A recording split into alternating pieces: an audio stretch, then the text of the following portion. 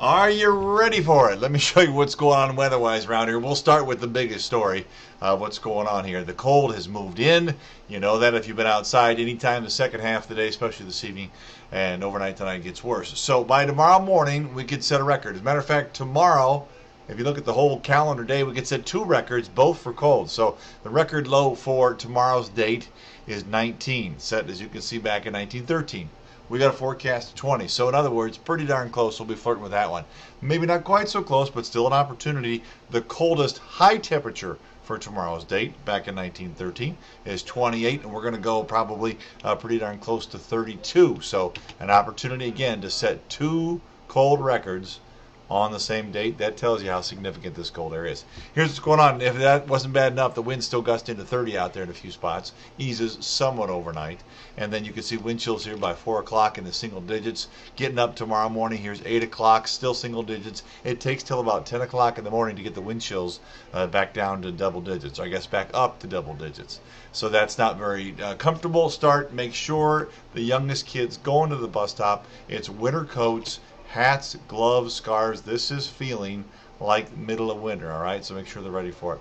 By the time we get to 8 o'clock or 8, 9 o'clock on Saturday morning, it's still not real comfortable, but it's a little bit better with the wind chill. So tonight, 20 for the low. That's within 1 degree of the all-time record low for tomorrow's date. It's the coldest it's been since March 23rd.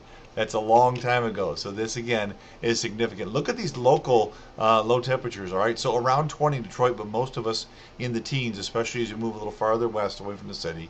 17, 18, 19, real common numbers for low temperatures.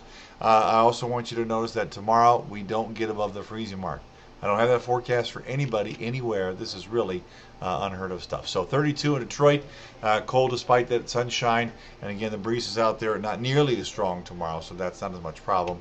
Port Huron, could you get some snow? Yeah, I think you might. Notice as we go throughout the evening hours here, you'll see not much going on, especially we get in midnight beyond, maybe a few flurries. But there's snow showers out there this evening, but overnight there's not much going on.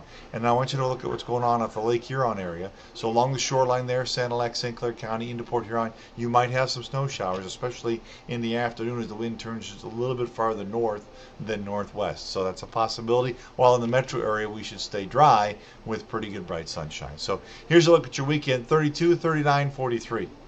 It's not great. 52 is the average high this time of year. Around 20 the next couple of mornings. Closer to 30 by Sunday. Sunday, though, could be a little sloppy for the tailgaters. Chance of rain and snow mixed together there. And then we get back to the low 50s by the middle of next week. But you got to get through the next days first. Make sure you bundle up. This is serious stuff.